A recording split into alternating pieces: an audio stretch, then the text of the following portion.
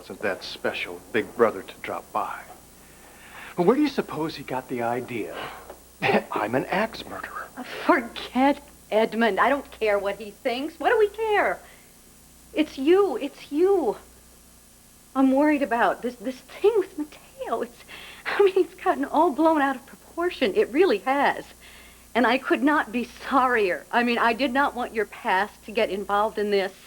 I apologize. I apologize for this misstep. Well, this little misstep could cost us. I know that. I do know that. And I'm going to make sure that Mateo doesn't take it any further. Believe me, I don't want anybody or anyone to interfere with us. Closing the barn door a little late on that one, aren't we, Missy?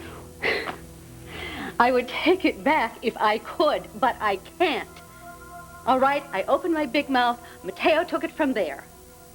How many mea culpas do you want to hear from me?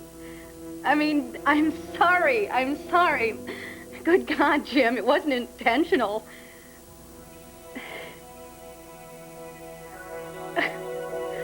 Why would I make life hell for the man I'm going to marry?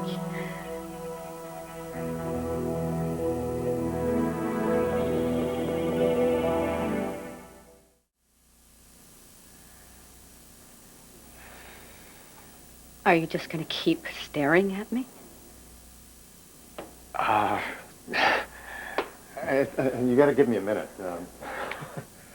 Well, methinks maybe you are getting cold feet. No, I just wasn't prepared. You did ask me, didn't you, to marry you a couple of weeks ago? Yeah. Of course I did, but you see, we never got around to the part where you say yes. Well, you could always back out, you know. Never, Brooke. Never in a million years.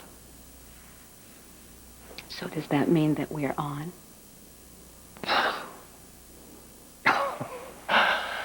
I wish that I could express in words what I'm feeling right now, but words just aren't my medium. It makes sense.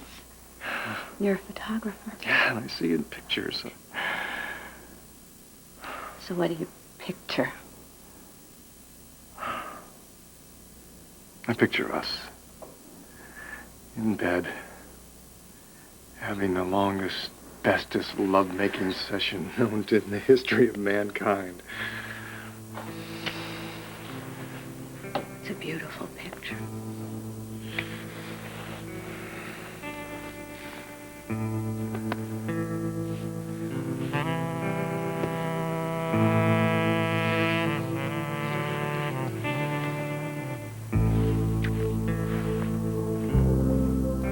I don't know what, Phoebe, but something wasn't kosher. She said everything was fine, but something wasn't right. I could feel it. But did you get the feeling that she was in any danger? No, but something just seemed off. I think he's up to something, and Brooke is cooking up something. It was like a battle of subplots and subtexts. I'll get...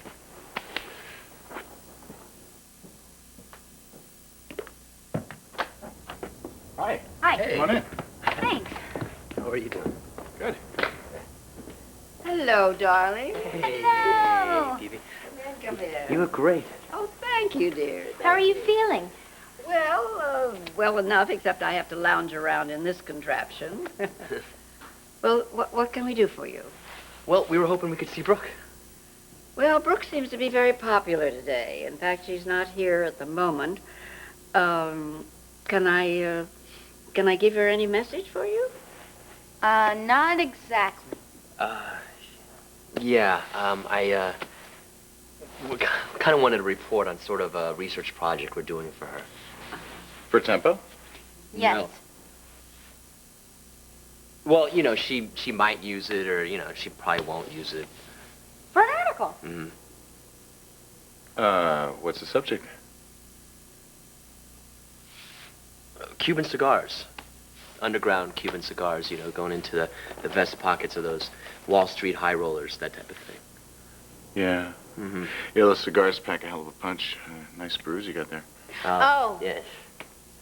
No exploding stogies for my guy. He just wasn't watching where he was going, and he walked into, one of those Fireboxes. things. Yes, a firebox. Yeah, right here. Happens to me all the time. So, I guess we'll tell Brooke we'll catch up later with her, okay? Okay, can I give her a message for you? No, that's it. We just have to make sure holidays Yeah. are still standing. So thank you. Thank you. Well, I'll tell her you stopped Okay, by. So all right. long. Nice seeing you. Bye. See you, bro. Phoebe, you on the same radar as me? I beg your pardon? With the wavelength of those people, do you know what's going on? Wonderful couple, aren't they? I think they're perfectly matched to each other. You are one smooth operator. Excuse me? I think you know what they're cooking up. And I think you supplied the recipe. And fortunately for us, I happen to have the afternoon free, so you can take your time and tell me all about it. Oh, darling, I'm sorry. You're going to have to forgive me. It's time for my nap. You'll let yourself out, won't you?